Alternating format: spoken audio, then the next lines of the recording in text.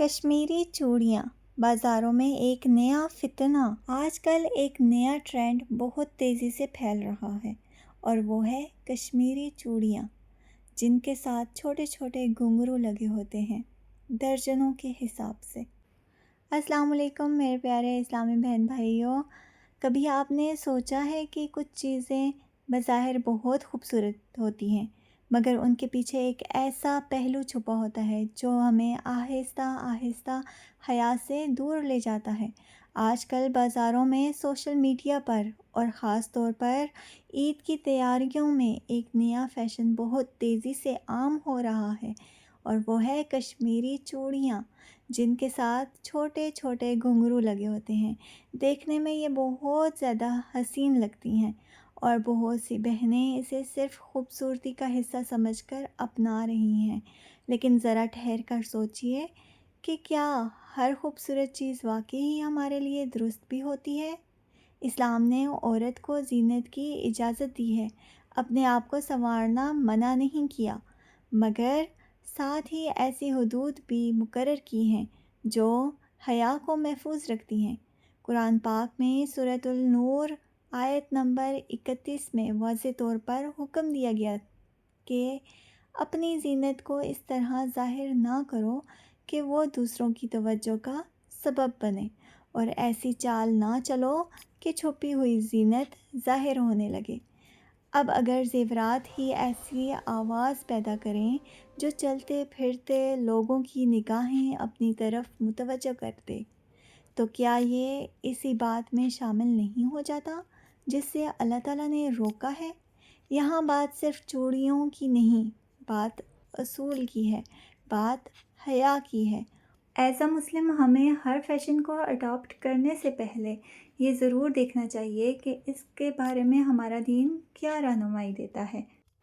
اسلام ہمیں سکھاتا ہے کہ ہم بناؤ سنگھار کریں، فیشن بھی کریں، مگر اس انداز میں جو حیا کے دائرے میں ہو اور اللہ تعالیٰ کی مقرر کردہ حدود کے مطابق ہو، کیونکہ اصل حسن وہی ہے جو پاکیزگی کے ساتھ ہو، اور ایک عورت کی سب سے خوبصورت زینت یہ ہے کہ وہ اپنے شوہر کے لیے سنورے، اسی میں محبت بھی ہے اور اجر بھی۔ اس لیے ضرورت اس بات کی ہے کہ ہم اپنی زینت کو ہر ایک کی نظر کا مرکز بنانے کے بجائے صحیح جگہ اور صحیح انداز میں رکھیں، کیونکہ جب خوبصورتی شریعت کے مطابق ہو تو وہ صرف دیکھنے میں اچھی نہیں لگتی بلکہ دل کو سکون دیتی ہے اور اللہ تعالیٰ کو بھی پسند آتی ہے۔ حضرت عائشہ رضی اللہ تعالیٰ عنہا کا ایک واقعہ بھی ہمیں یہی سبق دیتا ہے کہ جب ایک لڑکی ان کے پاس آئی اور اس کے پاؤں میں گھنگرو تھے تو آپ رضی اللہ تعالیٰ عنہ نے اسے فرمایا کہ یہ کاٹ کر آئے۔ اور اسی طرح احادیث میں گھنٹی جیسی آوازوں کے بارے میں ناپسندیدگی کا ذکر بھی ملتا ہے، تاکہ انسان ایسی چیزوں سے دور رہے جو بلا وجہ توجہ کا مرکز بنے۔ ناظرین، فیشن بدلتے رہتے ہیں، آج کچھ اور کل کچھ اور، مگر ایک مومن کی پہچان یہ نہیں کہ وہ ہر ٹرینڈ کے پیچھے بھاگتا ہوا چلا جائے، بلکہ یہ ہے کہ وہ ہر چیز کو اپنے دین کے ترازو میں تولے، خاص طور پر خوشی کے مواقع پر۔ جہاں ہم خود کو سنوارتے ہیں وہاں یہ بھی یاد رکھنا چاہیے کہ اصل خوبصورتی وہ ہے جو اللہ تعالیٰ کو پسند آئے۔ وقتی چمک دھمک شاید لوگوں کو متاثر کر دے، مگر اصل کامیابی وہ ہے جس میں اللہ تعالیٰ کی رضا شامل ہو۔ اس لیے اگلی بار جب کوئی چیز صرف اس لیے اچھی لگے کہ وہ ٹرینڈنگ میں ہے تو ایک لمحہ رک کر ضرور سوچیں، کیا یہ واقعی میرے لیے بہتر ہے؟ کیا یہ مجھے اللہ تعالیٰ کے قریب لے جائے گی یا دور کرے گی؟ اگر یہ باتیں سن کر دل میں ہلکی سی چبھن محسوس ہو رہی ہے تو یہی تو اصل بیداری کی نشانی ہے، کیونکہ جب دل زندہ ہوتا ہے تو وہ ہر اس چیز پر رک کر سوچتا ہے جو اللہ تعالیٰ کی ناراضگی کا سبب بن سکتی ہو۔ میں آپ پر کوئی پابندی لگانے نہیں آئی، نہ ہی کسی کی خوشی چھیننے کی بات کر رہی ہوں۔ میں تو بس ایک بہن کی طرح آپ کو یاد دلانے آئی ہوں کہ ہم سب بہت قیمتی ہیں، ہماری عزت، ہماری حیا، ہماری پہچان، یہ سب اللہ تعالیٰ کی دی ہوئی نعمتیں ہیں، اور شیطان ہمیشہ یہی چاہتا ہے کہ آہستہ آہستہ ہم ان نعمتوں کی قدر کھو دیں۔ کبھی فیشن کے نام پر، کبھی ٹرینڈ کے نام پر، اور ہمیں احساس بھی نہ ہو۔ اس لیے خود سے ایک وعدہ کریں کہ ہم ہر اس چیز کو اپنانے سے پہلے ایک لمحہ ضرور سوچیں گے کہ کیا یہ واقعی اللہ تعالیٰ کو پسند ہے؟ کیا یہ میری حیا میں اضافہ کرے گا یا اسے کم کرے گا؟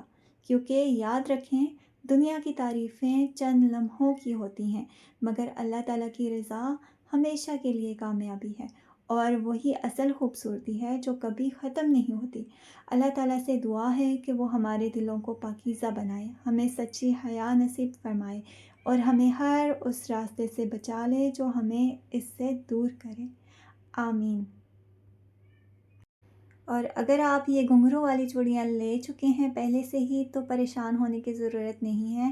ایک آسان سا حل یہ ہے کہ آپ پلائر کی مدد سے ان گھنگروں کو تھوڑا سا ہلکا سا دبا دیں تاکہ وہ بجنا بند ہو جائیں، نہ کوئی آواز پیدا ہو اور نہ ہی غیر ضروری توجہ کا سبب بنے۔ اس طرح آپ اپنی زینت کو بھی قائم رکھ سکتی ہیں اور حیا کا خیال بھی۔ تو آخر میں میرے ساتھ مل کر ایک مرتبہ درود ابراہیمی پڑھیے اور پھر میرے ساتھ دعا میں شامل ہو جائیے۔